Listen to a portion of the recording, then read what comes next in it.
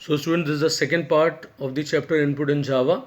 Now question number 3, accept a character D through stream class. So we create the object here of the input stream reader, that is ISR. We create the object of buffer reader, that is BR.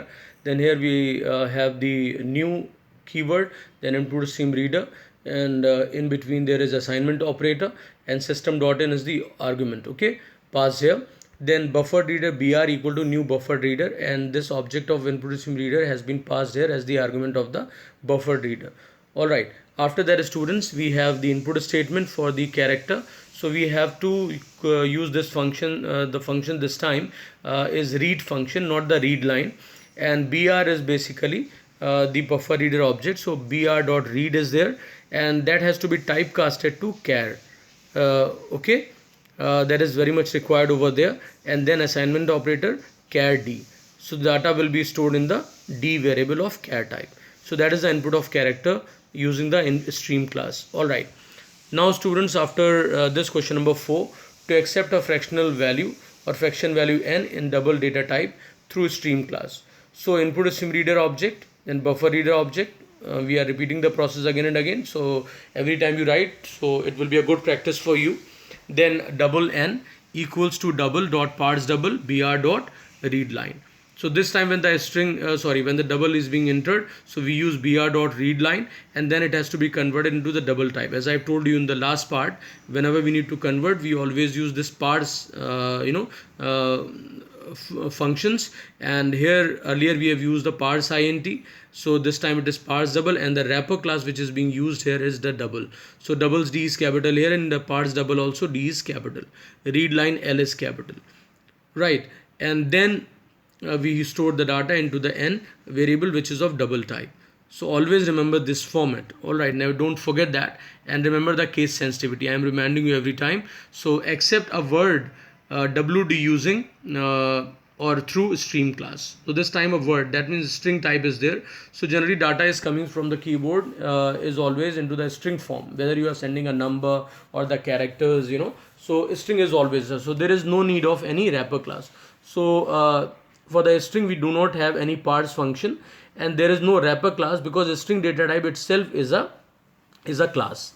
Okay, after that students, we have input stream reader ISR, means object of the input stream reader, then buffered reader, and remember this buffered ed, always remember, don't miss that ed, and speak also buffered reader properly, so mistakes will be less. Okay, now string wd equals to br dot read line. So this is the input statement, and the data will be stored into the variable wd which is of string type. Okay, so just plain statement. Here you can see that I had converted the data to the format, proper format, that was the proper type, that was the double type, and br dot read line was there in the parenthesis of this parse double.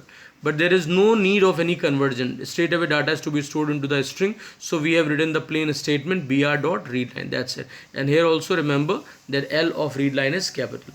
Alright students, I hope everybody has having the clear idea of all these concepts. Now to create a scanner object, so again the same format, class name, object name, assignment operator, new, and the constructor and the parameters, right? So we follow that. Scanner is the name of the class, sc is the object I've taken here, equal to new scanner, that is a constructor, system.in is the argument. Alright, fine. Now differentiate between the following. So again very interesting question. Next int, next float, as its name suggests, one is meant for int, the other is meant for float. So let's see what is there for that.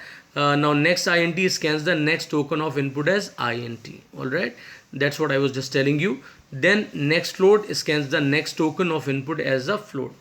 And remember, when they are talking about the token, this is not that token which we generally say that token is the smallest individual unit of a Java program. No, it is a token, means whatever you are inputting, the piece of data, right? So that is basically being referred as the token here. Okay, now after that we have syntax and the logical errors.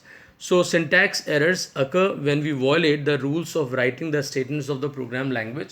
Logical errors occur due to the mistakes in the program, right? Means we violate the rule, means if suppose you are writing some statement in English, you are saying I am going, and somebody writes I going am, so that is wrong or right? It's wrong. because you know the grammar of that is wrong. So sentence is also wrong. So syntax is what is the grammar of the program. So if you don't follow the grammar, automatically you are violating the rules of writing of the statements of the programming language. So that is called syntax error. Logical errors occur due to the mistakes in the programming logic, right? You understand the sense. Programming logic, when I say, that means suppose you are writing a program of that voting machine, that you are saying that a person is eligible to vote when he is greater than equal to 18, but by mistake you write the statement with the greater than equal to 18, you write you cannot vote. So whenever user will enter the age more than or equal to 18, what will be on the screen? It will be you cannot vote, and which is a wrong output, but only you can understand, but not the machine always follow the instructions which you have given. So that is the problem with the logic of the program. So that is the logical error. Program fails to compile and execute, right, in case of syntax error.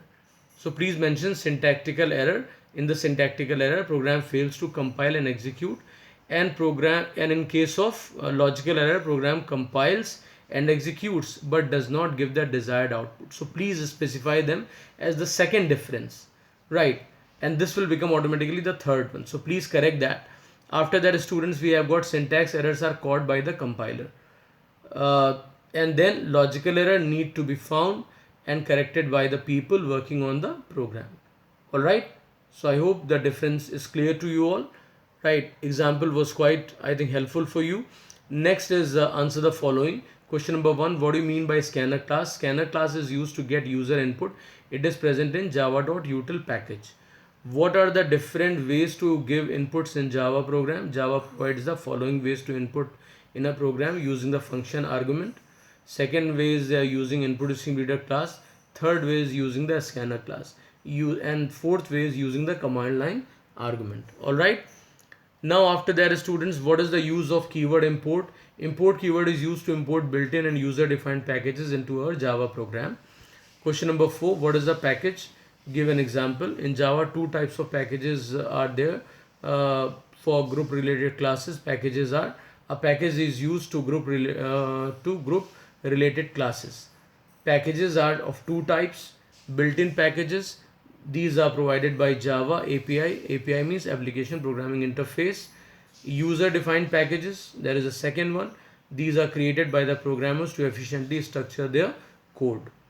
Then java.util, java.lang are couple of examples of built-in packages. After that, students, next question is, what is the use of keyword import in Java programming? So your answer will be import keyword is used to import built-in and user-defined packages into our Java program. Question number 6, what is the compound statement? Give an example. Two or more statements can be grouped together by enclosing them between opening and closing curly braces. Such a group of statements is called a compound statement. If A less than B, all statements within this set of braces form the compound statement. So here you can see, system.in, A is less than B, A equal to 10, B equal to 20, then system.println the value A is A, system.println the value of B is B. So these statements in the double quotes are going to be printed as it is, and A and B's value are going to be printed. So that will be printed as the value of A is 10, the value of B is 20. So what is written here? Two or more statements can be grouped. Two or more statements can be grouped together by enclosing them between opening and closing curly brace. Such group of a statement is called a compound statement. So here you can see opening curly brace and closing here. So these set of statements are known as the compound statements, and this is the way of writing the comments. Single line comments are written using this symbol here. After that, student, question number 7, write down the syntax to input a character through scanner class with an example here.